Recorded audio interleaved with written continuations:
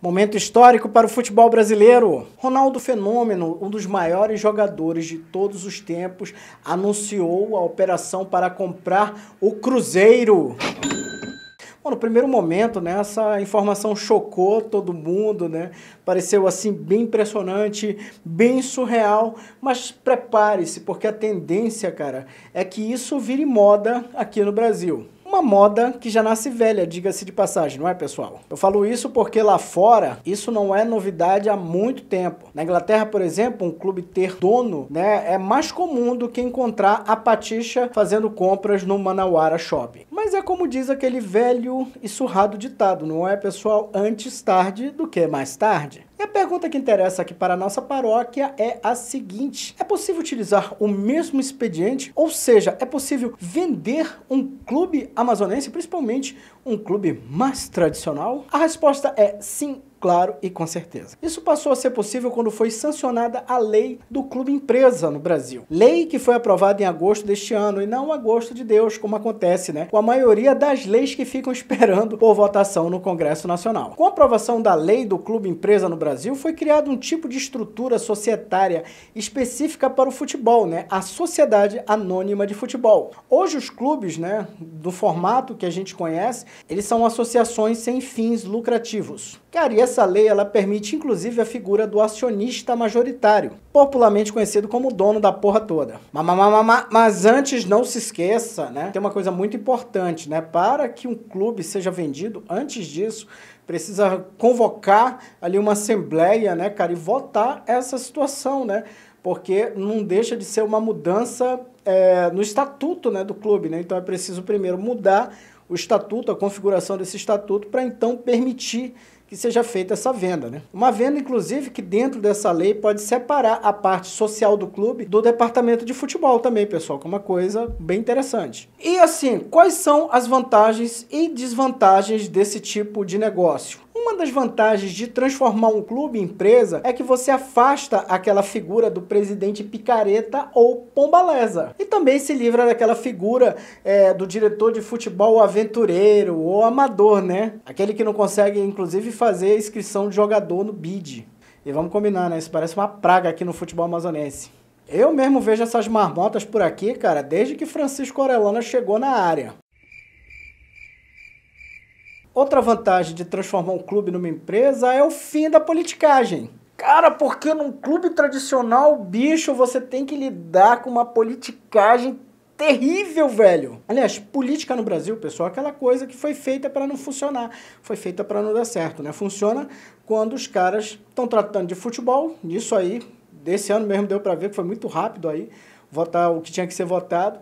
E também funciona pra caramba quando os caras querem aumentar o fundo partidário, né? Quando eles querem aumentar o cotão, como aconteceu aqui na Câmara de Vereadores de Manaus. Uma vergonha, né? Na última sessão do ano, vereadores de Manaus aprovaram o aumento da verba de gabinete e do número de assessores. A cota para o exercício da atividade parlamentar passou de 18 mil para mais de 33 mil reais por mês, um aumento de 83%. A Câmara dos Vereadores de Manaus gasta quase 9 milhões de reais por ano com o cotão. Agora, o valor sobe para quase 16 milhões de reais. Haja óleo de peroba, né, pessoal?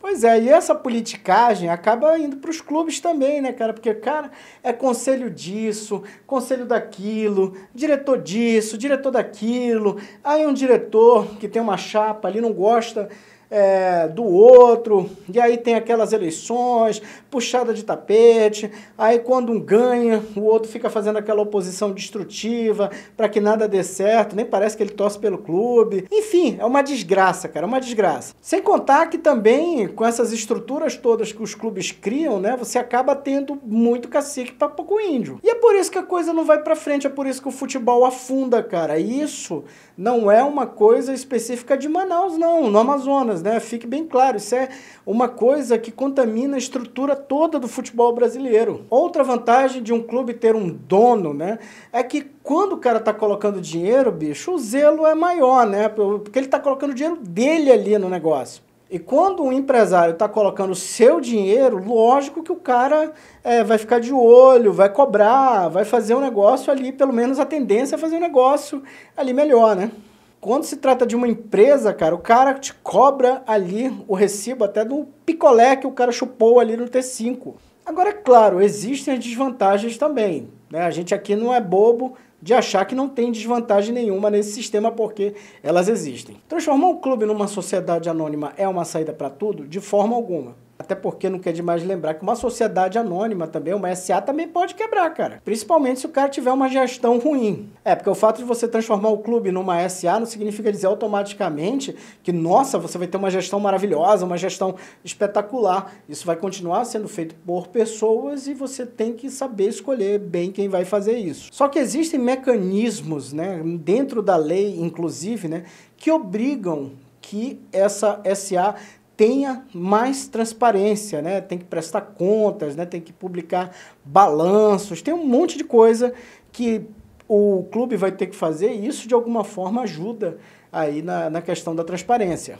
Cara, outro ponto aqui que é uma desvantagem é se o clube for, por exemplo, adquirido por um cara que não entenda chongas de futebol. O torcedor com certeza vai ter raiva pra cacete e não vai poder pedir o impeachment do cara. Afinal de contas, o cara é o dono do clube.